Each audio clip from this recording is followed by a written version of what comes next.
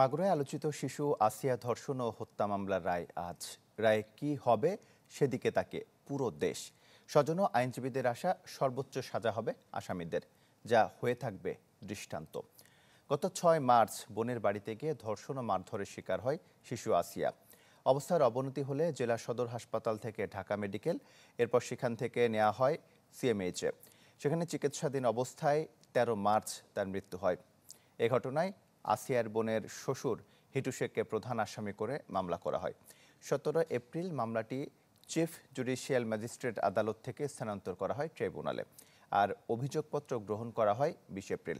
২৭ April থেকে সাক্ষ্য নেন নারী ও শিশু নির্যাতন দমন ট্রাইব্যুনাল।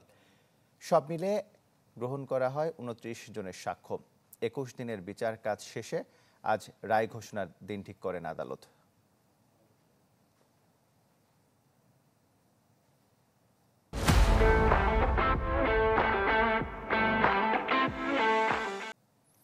এ নিয়ে আরো খবর জানাতে মাগুরা থেকে আমাদের সঙ্গে সরাসরি যুক্ত হচ্ছেন রমিজ হুসাইন। রমিজ,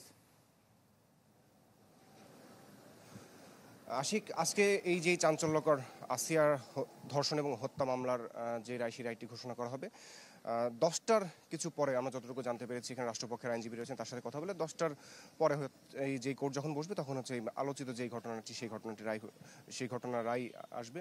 তো এর মধ্যে আমরা কালকে রাসিয়ার বাসায় গিয়েছিলাম, সেখানে তার মা এবং অন্যান্য স্বজনের সাথে কথা বলছিলেন। তারা আসলে বলছিলেন যে প্রধান যে আসামি হিটু শেখ, সে কিন্তু ১৬৪ ধারায় স্বীকারোক্তিমূলক জবানবন্দি দিয়েছেন এবং আরও যেই ৩ জন আসামি, হিটু শেখের ২ সন্তান এবং তার স্ত্রী, যাদের বিরুদ্ধে হত্যা চেষ্টা এবং যে সমস্ত আলামতগুলো ছিল, ধর্ষণ এবং হত্যা চেষ্টা যে আলামতগুলো, সেই আলামতগুলো বিনষ্ট করে ফেলার অভিযোগ রয়েছে এবং বেশ কিছু সুনির্দিষ্ট অভিযোগ কিন্তু তাদের মধ্যে রয়েছে।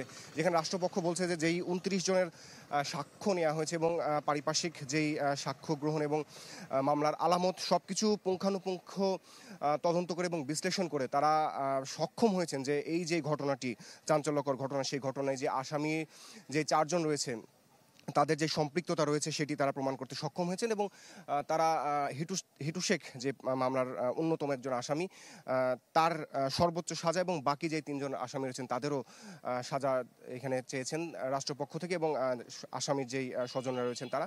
তবে পক্ষান্তরে আসামি পক্ষের যারা আইনজীবী রয়েছেন একজন, তার সাথে কিন্তু এখন পর্যন্ত আমরা যোগাযোগ করতে পারি না। তার সাথে বেশ কয়েকবার আসলে যোগাযোগের চেষ্টা করা হয়েছে, কিন্তু তিনি তার ফোনটি বন্ধ রেখেছেন এবং তার সাথে আসলে যোগাযোগ করা যাচ্ছে না। যে এই যে অতি অল্প সময়ের মধ্যে যে একটি মামলার রায় আসলো, সেই ক্ষেত্রে আসামি পক্ষ থেকে কি ধরনের বক্তব্য এসেছে, তারা কি এই যেই সাক্ষ্য গ্রহণ থেকে পুরো প্রক্রিয়াটিতে তারা সন্তুষ্ট কিনা, সেই বিষয়টি আমরা আসলে এখন পর্যন্ত আসামি পক্ষের মুখ থেকে শুনতে পারিনি।